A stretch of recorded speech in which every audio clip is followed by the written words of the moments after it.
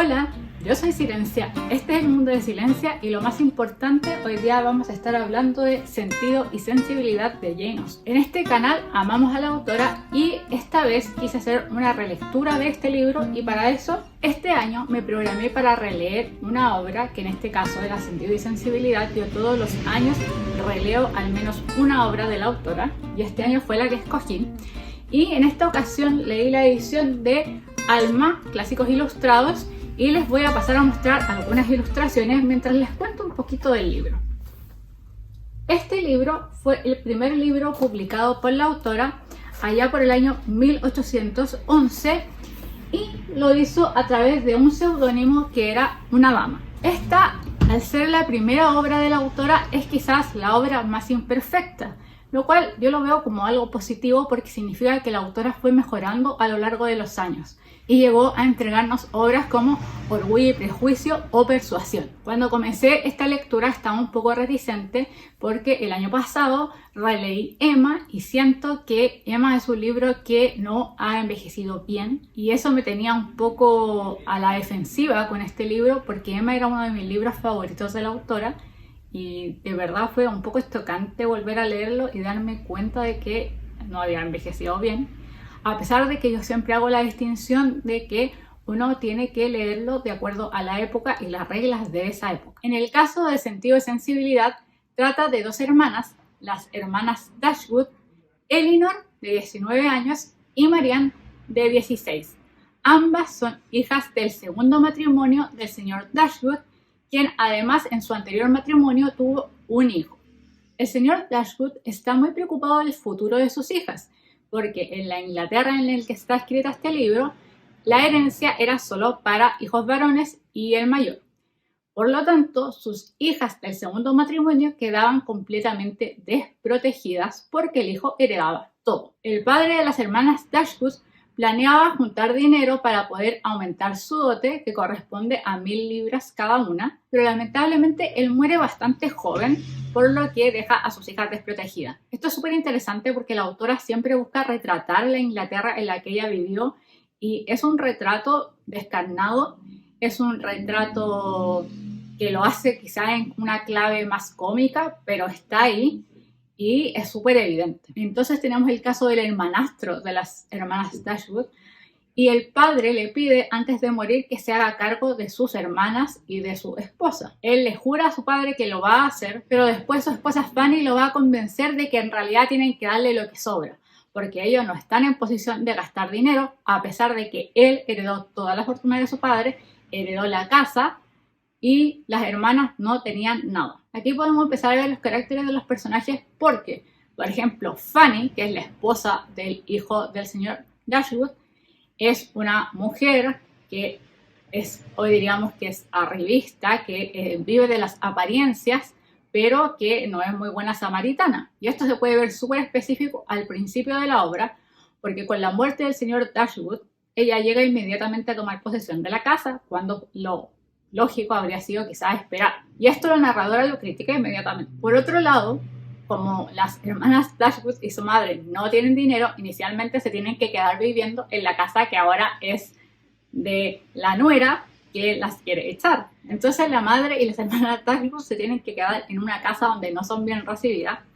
Allí, Fanny va a recibir la visita de su hermano Edward Ferrars, quien se va a llevar muy bien con la mayor de las hermanas, Elinor, que es descrita como una joven muy sensata que siempre actúa con corrección. Edward es el hermano segundo de los Ferrars, por lo tanto él no tiene derecho a herencia y por ello está controlado por las decisiones de su madre.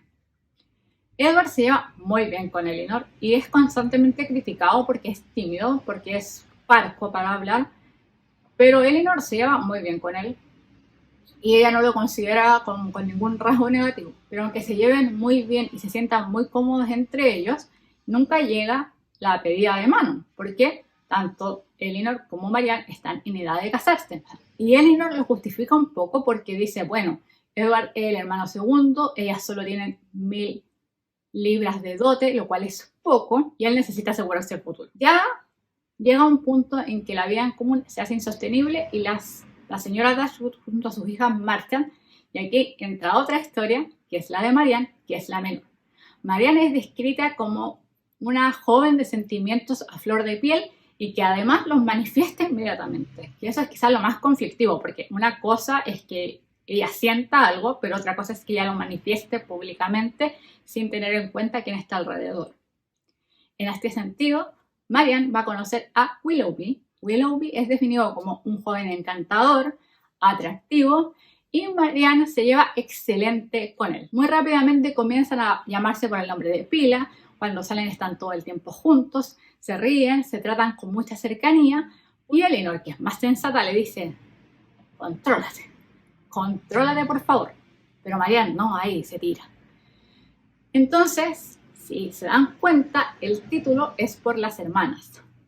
Sentido o sensatez en otras traducciones es Elinor, y sentimientos o sensibilidad es Marianne.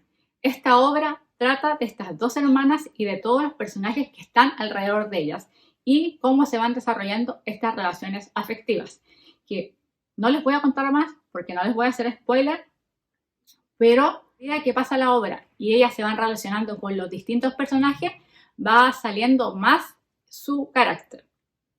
Es súper interesante porque hay muchos personajes secundarios que vemos que también tienen rasgos como muy evidentes, que algunos son vistos como de forma muy negativa, pero en el caso de las hermanas siempre está como dicho que ellas como que de alguna forma son de buen gusto, como que aunque quizás se le escape mucho a Marianne el hecho de las emociones, igual ella tiene buen gusto, es correcta, etcétera. En cambio, otros personajes no. Hay muchos personajes interesantes. Está, por ejemplo, el coronel Brandon, que es un hombre relativamente mayor, puede ser relativamente, porque en estas obras todos eran muy jóvenes, al que Marianne trata de viejo y que es un hombre que es muy correcto y que se enamora de Marianne apenas la ve. Está la señora Jennings, que es una mujer que ellas la ven muy negativamente al principio, pero que a medida que pasa el tiempo, ella es cierto que quizás tiene cualidades negativas, pero también tiene cualidades positivas.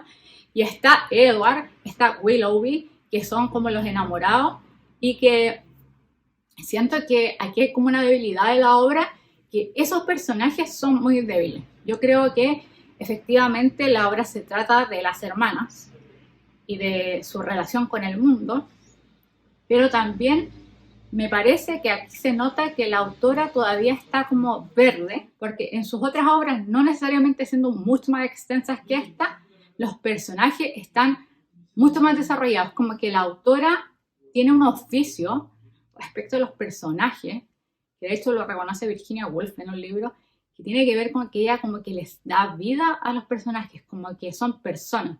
Y eso pasa mucho más en sus otras obras. Aquí se vislumbra.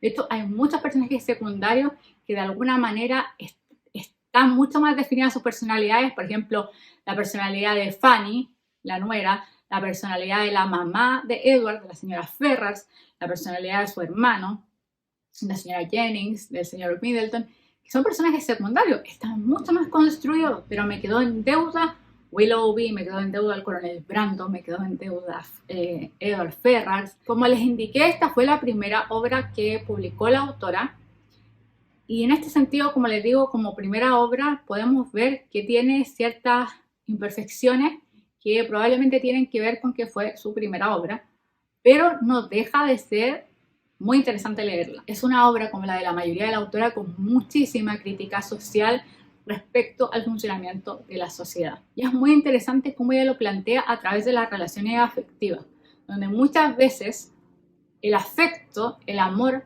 no es suficiente a la hora de casarse porque hay mucha desigualdad respecto al tema de las herencias. Y como ven aquí, las mujeres quedan completamente expuestas. De hecho, una de las características de Marianne es que es muy bonita. Entonces todos dicen, bueno, tiene 1000 libras solamente, pero es súper bonita, entonces puede hacer un buen matrimonio. Y siento que es súper fuerte. O se encuentra un buen matrimonio o un mal matrimonio. No hay nada intermedio, no hay ninguna posibilidad para ella de poder hacer otra cosa. Y es muy terrible, porque además ellas, al quedar huérfanas de padre, de nuevo, es el hombre el que de alguna manera sostiene tu posición, porque ellas tienen a su madre, pero su madre no puede hacer nada, básicamente. salvo tratar de administrar lo mejor posible la casa, gastar lo menos posible, cosa de la medida de lo posible aumentar la dote de sus hijas, pero es todo lo que ella puede hacer. Y Jane Austen se la he leído mucho desde las relaciones afectivas que aparecen en sus obras, pero también hay mucho de crítica que es muy interesante y que en esta obra se ve mucho más. Yo siento que en Orgullo y Prejuicio está mucho más envuelto con la relación afectiva. Acá es mucho más duro el tema de la crítica social a su época, al rol de las mujeres, a lo desprotegidas que quedan.